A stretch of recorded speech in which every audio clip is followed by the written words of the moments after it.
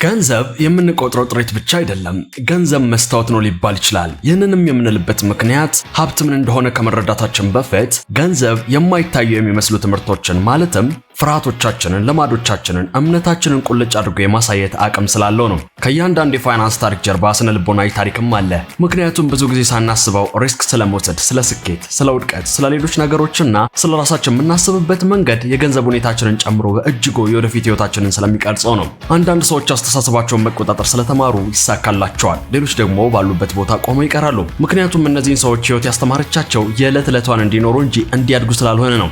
ሀብት ስንል የምታፈሩት ጥሪት ብቻ ሳይሆን የምትገነቡት፣ የምትኖሩት፣ የምትረዱትም ጭምር ነው። ወደፊት በሚሄዱትና በአንድ ቦታ ቆሞ በሚቀሩት ሰዎች መካከል ያለው ልዩነት እድል ወይም ተሰጥኦ አይደለም። በየቀናው የሚጠቀሟት የአእምሯቸው ማቀፎች ወይም ሜንታል ፍሬምወርኮች ናቸው። ይህ የኬት ቪዲዮ ስለ ገንዘብ ማታውቋቸውን እውነታዎች ይዳስሳል። ማን ይሳካለታል፣ ማንስ ከህይወቱ ጋር ይታገላል የሚለውን ውስጥ ሚስጥሮች ከማይታዩ ልማዶች፣ ከስሜት ወጥመዶችና ከህይወት ትምህርቶች ጋር አድርገን እንመለከታለን። ወደ ሀብት የምታደርጉትም ጉዞ ኪሳችሁ ባለ ሳንቲም የሚጀምር ሳይሆን አእምሯችሁ ውስጥ ባለ ሐሳብ የሚጀምር መሆኑን ለመናገር እንወዳለን። አንደኛ፣ አስተሳሰብ ሀብትን ይፈጥራል እንጂ ገንዘብ አስተሳሰብን አይፈጥርም። እንግዲህ ሀብት በገንዘብ አይጀመርም። ነገር ግን ሀብት ስለ ህይወት፣ ስለ ጊዜና ስለ እድሎች በምታስቡበት የአእምሮ ዝግጅት ይጀምራል። ሁለት ሰዎች በተመሳሳይ ገቢ፣ እድሎችና አካባቢ አድገው መድረሻቸው ግን የተለያየ ቦታ ሊሆን ይችላል። ልዩነቱን የሚያመጣው አእምሯቸው ዓለምን የሚገነዘብበት መንገድ መሆኑ ነው። አንዳንድ ሰዎች ስኬትን ራሳቸው እንደሚፈጥሩት አድርገው ያስባሉ። ሌሎች ደግሞ ስኬትን ቁጭ ብለው ጠብቀውት የሚመጣ እንደሆነ አድርገው ይመለከታሉ። ይህ ብቻ ብዙ ልዩነትን ያመጣል። ውሎ አድረውም ሀብትን የሚገነቡ ሰዎች በስርዓት የሚያስቡ ናቸው። ገንዘብን የሚመለከቱት እንደ ወጪ መሸፈኛ ሳይሆን ሊበዛ፣ ሊጠበቅ እና የተሻለ ወደፊትን ለመፍጠር ጥቅም ላይ ሊውል እንደሚገባው ነው። ዛሬ ላይ የሚወስነው ትንንሽ ውሳኔ ነገ ትልቅ ተጽዕኖን እንደምታሳድር ይገነዘባሉ። በፈጣን ሽልማቶች የሚያተኩሩ ሳይሆኑ በረጅሙ ጊዜ ምን ሊያገኙ እንደሚችሉ ልብ ይላሉ። የሆኑ ሳለ ብዙ ሰዎች ደግሞ ከእጅ ወደ አፍ ወደሚመሩት ህይወት ይገባሉ። ሰነፎች በመሆናቸው ወይም ብልህ ስላልሆኑ አይደለም፣ ህይወት የዕለት ዕለቷን እንዲኖሩ ስላስገደደቻቸው ነው። በየወሩ ለተለያዩ ፍጆታ የሚከፍሉት ቢል አንዣቦ ሲመጣባቸው እንዲሁም የሚኖሩበት አካባቢ በአሁኑ ሰዓት አጠገባቸውን ማግኘት የሚችሉትን አማራጮች እንዲመርጡ ስለሚያስተምራቸው ነው። ለማቀድ ወይም ለማለም እንዲሁም አደጋዎችን ለመውሰድ የአእምሮ ቦታ አይኖራቸውም። ከመፍጠር ይልቅ ለሆነባቸው ነገሮች ምላሽ እንዲሰጡ ይሆናሉ። የሀብት አስተሳሰብ ከብዙዎች ይበልጥ ብልህ መሆንን አይጠይቅም። ሆኖም የተለያዩ እውነታዎችን ለሚያሳዩ ሐሳቦች፣ ልማዶችና አካባቢዎች መጋለጥ መቻል ነው። አንዳንድ ሰዎች ሌሎች ቆጥበው ኢንቨስት ሲያደርጉ፣ ሲሞክሩ፣ ሲወድቁ፣ እንደገና ሲሞክሩ እያዩ ያድጋሉ። ሌሎኞቹ ደግሞ አንዳንዶች ያላቸውን ገንዘብ ሁሉ ሲመነዝሩ የገንዘብ ክስረት ሲገጥማቸው እንደሚችልና ገንዘባቸውን ሁሉ ብን ብሎ ሊጠፋ እንደሚችል እንዲመለከተው ሆኖ ያድጋሉ። እነዚያን ገንዘብ እንደ ግብዓት ሲመለከቱ፣ እነዚህ ደግሞ ገንዘብ እንደ ስጋት ይመለከቱታል። አንደኛው አስተሳሰብ ይህን እንዴት ማሳደግ እችላለሁ ብሎ ሲጠይቅ፣ ሌላኛው ደግሞ ይህን ገንዘብ እንዴት ላላጣው እችላለሁ ብሎ ይጠይቃል። በመጨረሻም አስተሳሰብ ገንዘብን ይፈጥራል እንጂ ገንዘብ አስተሳሰብን አይፈጥርም። ሁለተኛ፣ ምቾት የእድገታችሁ ጠላት ነው። እኛ ሰዎች ምቾትን እንድንመርጥ ሆነን ተፈጥረናል። የባዮሎጂካሊ የተሰራንበት ስሬት ነው። አንጎላችን የተነደፈው እኛን ለመጠበቅ እንጂ ስኬታማ እንድንሆን አይደለም። ስለሆነም አንዳንድ ጊዜ ደህንነታችን መፈለጉ ብቻ ባለንበት ቦታ ተጣብቀን እንድንቆም ያደርገናል። ምቾት ጥሩ ስሜት ይሰጣል፣ ምክንያቱም ሊገመት፣ ሊተነበይ ስለሚችል ነው። ተመሳሳይ የዕለት ተዕለት እንቅስቃሴ፣ ተመሳሳይ ጓደኞች፣ ተመሳሳይ ህልሞች፣ የምትፈልጉትን አይነት ህይወት ባይሰጧችሁም ይህ ግን ህይወት የሚያስፈራም አይደለም፣ ምክንያቱም የመረጋጋት ስሜታችሁን ስለማይረብሸው ነው። እናም በዚህ ምክንያት ነው ሰዎች ሳያውቁት በረጅሙ ጊዜ ሲታይ ባሉበት ቦታ ጣብቀው የሚቀሩት። እንግዲያውስ የእናንተ እድገት አእምሯችሁ ቀድሞ በተላመዳቸው ሁኔታዎች ውስጥ አይከሰትም። አእምሯችሁ የቆዩ ልማዶቹ በማይሰሩበት አካባቢዎች እንዲላመድ፣ እንዲለወጥ፣ እንዲሰራ ሲገፋ ማደግ ይጀምራል። ለዚያም ነው ሀብትን የሚፈጥሩ ወይም ማንኛውንም አይነት ስኬት የሚያገኙ ሰዎች ብዙውን ጊዜ ወደማይታወቅ ነገር ለመግባት ፈቃደኛ ሆነው የሚገኙት። እነዚህ ሰዎች ፍርሃት ስለሌላቸው ሳይሆን ፍርሃትና እድገት ብዙውን ጊዜ ጎን ለጎን በተመሳሳይ መንገድ እንደሚሄዱ ስለተማሩ ነው። እስቲ እንዲህ ለማሰብ ሞክሩ። አንድ ሰው ደሞዙ ደህንነት ስለሚሰጠው ብቻ ለ10 ዓመታት ችክ ብሎ ይቆያል። ሌላኛው ሰው ደግሞ ክህሎትን ለመማርና ሙያ ለመቀየር ወይም ትንሽ የጎን ፕሮጀክት ለመጀመር ሪስክ ይወስዳል። ከ10 ዓመታት በኋላ ሲታይ አንደኛው ህይወት መረጋጋት አለው፣ ሌላኛው ደግሞ እድገት አለው። ልዩነቱ የማሰብ ችሎታ አይደለም። ልዩነቱ ምቾት ለማጣት ፈቃደኛ መሆን ነበር።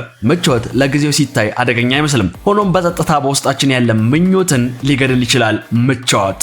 ሶስተኛ፣ የወደፊት የምትኖሩትን ህይወት በስውር የሚቀርጹት ልማዶቻችሁ ናቸው።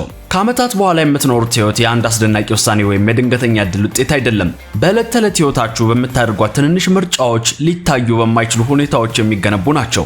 የምታደርጉት እያንዳንዱ ምርጫዎች ሁሉ ጊዜያችሁን የምታሳልፉበት መንገድ፣ ለሚገጥሟችሁ እንቅፋቶች የምትመልሷቸው መልሶች፣ ራሳችሁን የምትከባከቡበት መንገድ፣ ሌሎች ሰዎችን የምትይዙበት ሁኔታ ሁሉ ተደማምሮ ነው ማንን እንደምትሆኑና ምንን ማሳካት እንደምትችሉ የሚወስኑት። ልማዶቻችሁ የነገ ህይወታችሁ አርክቴክት ናቸው ቢባሉ ማጋነን አይሆንም። በጤናችሁ፣ በግንኙነታችሁ፣ በችሎታዎቻችሁ እና በመንገዳችሁ ላይ ተጽዕኖ የሚያሳድሩ እነኚሁ ትንንሽ ልማዶቻችሁ ናቸው። ዛሬ ትንሽዬ ወይም እዚህ ግባ የማይባል ድርጊትን ስታደርጉ፣ ለምሳሌ ጥቂት የመጽሐፍ ገጽን እንደማንበብ፣ የተወሰነች ገንዘብን እንደመቆጠብ፣ በአስቸጋሪ ጊዜ ውስጥ ትዕግስትን እንደማሳየት ያሉ ነገሮችን ስታደርጉም በወራት ወይም በዓመታት ውስጥ ትልቅ ውጤትን ሊያስከትል ይችላል። ትርጉም ያለው አርኪ ህይወት የሚኖሩ ሰዎች ብዙውን ጊዜ ይህንን እውነት የተገነዘቡ ናቸው። ለውጥ የሚመጣው ከትልልቅ አስደናቂ ድርጊቶች ሳይሆን ሆን ብለው ከተደረጉ ትንንሽ ድርጊቶች ነው። በሌላ በኩል እነዚህን የዕለት ተዕለት ልማዶችን ለማለት ወይም እድል ላይ መተማመን ብዙውን ጊዜ ወደ ተቀዛቀዘ ህይወት ያመራል። መጪው ዘመን ማንም ሰው ከማየቱ ከረጅም ጊዜ በፊት በጸጥታ በተደረጉ ልማዶች የተቀረጹ ናቸው። አራተኛ፣ ገንዘብ ማንነታችሁን አይለውጠውም፣ ነገር ግን እውነተኛ ማንነታችሁን ያጎላዋል። ገንዘብ ብዙውን ጊዜ የሰዎችን ባህሪ ሊለውጥ እንደሚችል ኃይለኛ ነገር ተደርጎ ይታያል። ነገር ግን እንደ እውነቱ ከሆነ ገንዘብ ሰውየው ላይ አዲስ ባህሪን አይፈጥርበትም። ሆኖም ቀድሞውን የነበረውን ባህሪውን ግን ያጎላዋል። ገንዘብ አግሊ ሌንስ ነው ማለት ይቻላል። ገንዘብ ይህንን የሚያደርገው ነባር ባህሪያትን ይበልጥ አግዝፎ፣ ይበልጥ የሚታዩ፣ ይበልጥ ተጽዕኖ ፈጣሪ እንዲሆኑ አድርጎ በማሳየት ነው። ደጎች ሰዎችን ወደ ለጋስ ይለውጣቸዋል። ምኞት ያላቸውን ህልመኞች ወደ ተጽዕኖ ፈጣሪነት ይለውጣቸዋል። በሌላ ጽንፍም ስናየው እነ ትዕግስት ማጣት፣ ፍርሃትን ወይም ራስ ወዳድነትን በዚህ በገንዘብ ሌንስ ጎልቶ የመታየታቸው አዝማሚያ እጅግ ሰፊ ይሆናል። ገንዘብ ማግኘት እውነተኛ ማንነታችሁን በትልቅ መድረክ የምታሳዩበትን እድል ይሰጣቸዋል። ሰዎች ትርጉም ያላቸውን ግቦችን እንዲከተሉ፣ ሌሎችን እንዲረዱ፣ ፈጠራ እንዲፈጥሩ ያስችላቸዋል። ሆኖም በተመሳሳዩ ያልተፈቱ ፍርሃቶችን ወይም የአቅጣጫ እጦትን ሊያሳይ ይችላል። በዚህ መንገድ ገንዘብ የአንድን ሰው የሚለውጥ ኃይል ሆኖ አይገኝም። ነገር ግን አንድን ሰው ያለውን ምርጫዎች፣ ልማዶች፣ እሴቶችን የሚያሳይ መስታወት ሆኖ እናገኘዋለን። ምክንያቱም ገንዘብ አግልቶ የሚያሳያቸው ነገሮች በህይወት ላይ ብቻ ሳይሆን በዙሪያችሁ ባሉ ሰዎች ላይ ተጽዕኖ ማሳደራቸው የማይቀር ዕዳ በመሆኑ ነው። አምስተኛ፣ የድህነት ስሜታዊ ወጥመዶች። ድህነት ገንዘብ ማጣት ብቻን የሚነካ አይደለም። የምናስብበትን መንገድ፣ የሚሰማንን ስሜቶች እና የምንወስናቸውን ውሳኔዎች የሚቀርጽ ነው። በድህነት ማደግ አእምሯችን እድገትን ከመፈለግ ይልቅ ውድቀት የሚባል ነገር እንዳይገጥመን ማስወገድ ላይ እንድናተኩር ያደርገናል። ድህነት ሰዎች በህይወት ብቻ እንዲቆዩ፣ ያላቸውን ትንሽዬ ነገር እንዲጠብቁና በህይወት ዘመናቸው የማወቅ ጉጉታቸውን እንዳይጠቀሙ ያደርጋቸዋል። በጊዜ ሂደት እነዚህ ለመኖር ብቻ የምናደርጋቸው ነገሮች ወደ ልማዶች፣ ወደ ፋይናንስ ሁኔታችንና ለማሳካት የምንመኛቸውን ነገሮች ሁሉ ይነኩብናል። ከዚህ ውደት መላቀቅ ብዙ ገንዘብ ማግኘትን ብቻ የሚጠይቅ አይደለም። ሆኖም የሚጠይቀው ግን እድሎችን ማየት፣ የተሰሉ ሪስኮችን መውሰድ፣ የረጅም ጊዜ እድሎችን ለማግኘት አእምሯችንን እንደገና ማሰልጠንን ይጠይቃል።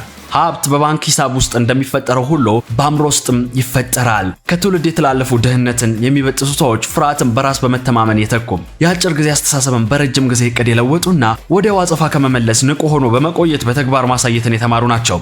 ይህንን መረዳት በጣም ወሳኝ ነገር ነው። ምክንያቱም የፋይናንስ ነፃነት እንቅፋቶች በኪስ ቦርሳ ውስጥ ከመጀመሪያቸው ከረጅም ጊዜ በፊት አእምሮ ውስጥ ስለሚጀመሩ ነው። ስድስተኛ፣ እርካታን የማዘግየት ጥበብ። በጣም ችላ ከሚባሉ የስኬት አነሳሾች አንዱ የመጠበቅ ችሎታ ነው። ከፈጣን ደስታ ይልቅ የረጅም ጊዜ ጥቅሞችን መምረጥ መቻል ነው። ይህች ዓለም ያለማቋረጥ በቅጽበታዊ ሽልማቶች ትፈትነናለች። ፈጣን ገንዘብ፣ ጊዜያዊ መዝናኛ፣ አቋራጭ መንገዶችን ታቀርብልናለች።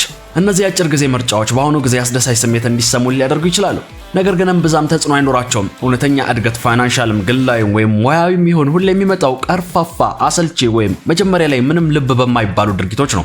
ገንዘብን በችኩላ ከማውጣት ይልቅ መቆጠብ፣ ፈጣን እውቅናን ከማሳደድ ይልቅ ክህሎቶችን ለመማር ጊዜን ኢንቨስት ማድረግ፣ ግንኙነትን ከማሳደድ ይልቅ ቀስ በቀስ ግንኙነታቸውን መገንባት፣ እንግዲህ እነዚህ በጊዜ ሂደት የሚከማቹ ምርጫዎች ጉልህ ውጤቶች ይኖራቸዋል።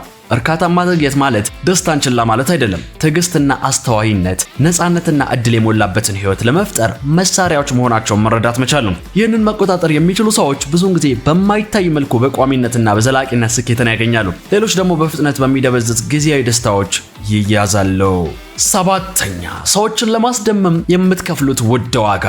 ሀብትን እንዳትገነቡ ከሚያደርጓችሁ በጣም ስውርና ኃይለኛ ከሆኑ እንቅፋቶች አንዱ ራስን ለሌሎች ሰዎች የማረጋገጥ ፍላጎት ነው። ለምሳሌ ስኬታማ ለመምሰል ውድ ልብሶችን መልበስ፣ መኪና መንዳት ወይም የህይወት ላይፍ ስታይላችሁን የሚያሳይ አኗኗር ዘይቤ መከተል። የሚገርመው ይህ አባዜ ጊዜ፣ ጉልበትና ገንዘባችሁን በጸጥታ ሊያጠፋው የሚችል መሆኑ ነው። ብዙ ሰዎች የማያስተውሉት ነገር ከሰዎች ማረጋገጫ በመፈለግ ዓመታት ማሳለፋቸውን ነው። ለረጅም ጊዜ ተረጋግተው የሚኖሩበትን ነገር ለአፍታ ለምታልፍ የአድናቆት ጨብጨባ አሳልፈው ይሰጣሉ። በሌላ በኩል ደግሞ እውነተኛ ሀብትን ያላቸው ሰዎች ግን በጭራሽ ያሉኝን እዩልኝ የሚሉ አይደሉም፣ ማረጋገጫም አይፈልጉም። ምክንያቱም ሀብታቸው የተገነባው በጣም በኃይለኛ ዲሲፕሊን፣ በጥንቃቄና በትዕግስት በመሆኑ ነው። ይህን ቀን የመረዳት የሚከብድ አይሆንም። ስኬታችሁን ለማሳየት ጮክ ብላችሁ በመኮራችሁ ቁጥር ብዙ ጊዜ ተጽዕኖ ደካማ ይሆናል። የገንዘብ ነፃነትና የግል እድገት ማምጣት የምችሉት በጸጥታ ሰርቶ በማሳየት ነው። ለታይታ ከሚደረግ ምስል ይልቅ በዝምታ ውስጥ በመስራት ዘላቂ ብልጽግና ማግኘት ይቻላል። 8ኛ እያሸነፉ ያሉ ሰዎች ሚስጥር። ብዙ ጊዜ ሰዎች የሚያስቡት ስኬት በችሎታ፣ በእድል ወይም በልዩ ግጥምጥሞሽ ይከሰታል ብለው ያምናሉ። እውነታው ግን በጣም ቀላልና ኃይለኛ ነው። ባለማቋረጥ የሚሳካላቸው ሰዎች ሁል ጊዜ በጣም ሰጡ ያላቸው ወይም እድለኞች የሆኑ አይደሉም። ማንም ሰው ባይመለከተውም እንኳን ከቀን ወደ ቀን ትክክለኛ ድርጊቶችን የሚሰሩ ሰዎች ናቸው። መነሳሳት ሲጠፋ፣ ውጤቶች በማይታዩበት ጊዜና እድገት በሚያሳምምና ቀርፋፋ ሆኖ በሚሰማቸው ጊዜ እንኳን መስራታቸውን ይቀጥላሉ። ይህም ወጥነት በጊዜ ሂደት ይገነባል። በመጨረሻ ላይ ማንም ሊያቆመው የማይችልን ሞመንተምን ይገነባል። ማሸነፍ የአንድ ጊዜ ክስተት አይደለም። የልማድ የማያቋርጥ ጥረት፣ ሆን ተብለው የሚደረጉ ምርጫዎች ውጤት ነው። ሌሎች መነሳሳትን ወይም እውቅናን ሲጠብቁ፣ የተሳካላቸው ሰዎች ግን በጸጥታ ስርዓቶችን የሚያዳብሩ ናቸው። የዕለት ተዕለት እንቅስቃሴያቸውን ይከተላሉ፣ በተግዳሮቶቹም ውስጥ ይጸናሉ። ጫፍ የሚወጡበትም ምክንያት የተለየ ተስጦ ስላላቸው ሳይሆን ምንም እንኳን እድገቱ በወቅቱ ትንሽ ቢመስልም ባለማቋረጥ በመታየት በመማር በመሻሻል ውስጥ በማለፋቸው ነው። 9ኛ ገንዘብ የሚከተላችሁ ለሰዎች ዋጋ መስጠት ስትችሉ ነው። ብዙ ሰዎች ገንዘብ ስለማግኘት የተሳሳተ ሐሳብ አላቸው። ጠንክሮ መስራት፣ ረጅም ሰዓታትን ስራ ላይ ማሳለፍ ወይም ያለማቋረጥ ራሳቸውን መግፋታቸው ሀብትን ያመጣል ብለው ያስባሉ። እውነታው ግን ገንዘብ ጥረትን አይሸልምም። ገንዘብ የሚሸልመው ለሰዎች የሰጣችሁትን ዋጋ ነው። ይህ ዓለም የሚሰራው የሰዎችን ህይወት የሚያሻሽል፣ ችግሮችን የሚፈታ ወይም ለሌሎች እድልን የሚፈጥሩ መፍትሄዎችን፣ ግንዛቤዎችንና አስተዋጽኦችን ስታበረክቱ ያን ይሸልማቸዋል። እናንተ በምታደርጉት ትርጉም ያለው ተጽዕኖ እና የብዙ ሰዎችን ህይወት በነካችሁ ቁጥር ብዙ ሀብቶች ይከተሏቸዋል። ይህ መርህም በሁሉም ሙያዎች፣ ንግዶችና የግል ስራዎች ላይ ተፈጻሚ ይሆናል። የገንዘብ ሽልማት እናንተ የምትፈጥሩትን ዋጋ የሚያንጸባርቅ እንጂ ጥረታችሁን የሚወክል አይደለም። ይህን መረዳት ትኩረታችሁን በቀላሉ ጠንክሮ መስራት ከሚለው ላይ አንስታችሁ እንዴት በተሻለ ሁኔታ ማገልገል እችላለሁ፣ ችግሮችን እንዴት መፍታት እችላለሁ ወደሚለው እንድትለውጡ ያስተምራል። ይህንን ህግ የተረዱ ሰዎች ገንዘብን ከማሳደድ ይልቅ ገንዘብን ወደ መሳብ ይሸጋግራሉ። ዘላቂ ተጽዕኖና የተትረፈረፈ ኃይል የሚያመነጩ ስርዓቶችንና ክህሎቶችን ይፈጥራሉ። 10ኛ ሰዎች ዘግይተው የሚማሩት የህይወት ትምህርቶች። ብዙዎች ግብ ሀብት ብቻ ነው ብለው በማሰብ ገንዘብን በማሳደድ ህይወታቸውን ያሳልፋሉ። ነገር ግን ገንዘብ የምትከተሉት ነገር አይደለም። ገንዘብ የምትስቡት ነገር ነው። ችሎታችሁንና ለዓለም ጥቅም ያለውን ነገር በመስጠት የምትስቡት ነው ገንዘብ። እውነተኛ ስኬት የሚጀምረው ትኩረትን ገንዘብ ከማግኘት ላይ አንስታችሁ ወደ ግል እድገታችሁ ውስጥ ቀይሮ ነው። ትምህርት ላይ ኢንቨስት ስታደርጉ፣ ችሎታችሁን ስታጎለብቱ፣ ሌሎችን በመርዳትና ህይወት ዓላማችሁ በመፈለግ ውስጥ ስትሆኑ በተፈጥሯዊ መንገድ ሀብትን ትስባላችሁ። ገንዘብ ከምትከተሉት ግብ ይልቅ የማንነታችሁ ውጤት ነው። ይህ ብዙ ሰዎች ከዓመታት ድካምና ፈጣን ሽልማቶችን ከማሳደድ በኋላ የሚረዱት አሳዛኝ ትምህርት ነው። ውሎ አድሮም የፋይናንስ በረከቶቻችሁ የሚመጡት የግሉ ጉዳዮቻችሁ ላይ በርታችሁ ከሰራችሁ በኋላ ነው። በጣም አስፈላጊ ኢንቨስትመንቶች በንግድ ስራዎች ወይም በገበያዎች ላይ የምናደርጋቸው ሳይሆኑ በአስተሳሰባችን፣ በትምህርትና በዲሲፕሊናችን እንዲሁም በባህሪያችን ላይ የምናውላቸው ናቸው። ይህንን ሐሳብ በቶሎ በተረዳችሁ ቁጥር በህይወት ቶሎ ማደግ ትጀምራላችሁ። የሚመጣላችሁ እድሎች ይበልጥ ግልጽ ይሆናሉ። ውሳኔያችሁ ይበልጥ ስል ይሆናል። እድገታችሁም ይፋጠናል። ራሳችሁንም በማሻሻል ላይ ስታተኩሩ የበለጸገ ውጤትና አስተሳሰብ ይኖራቸዋል። ኬትስኬት የዛሬው ቪዲዮ በዚህ ያልቋል። በቀጣይ ቪዲዮ እንገናኛለን። የዛሬው ቪዲዮ ከተመቻቸው ላይክ፣ ሼር፣ ሰብስክራይብ አድርገውን እናመሰግናለን። ቻው፣ ይመቻቸው።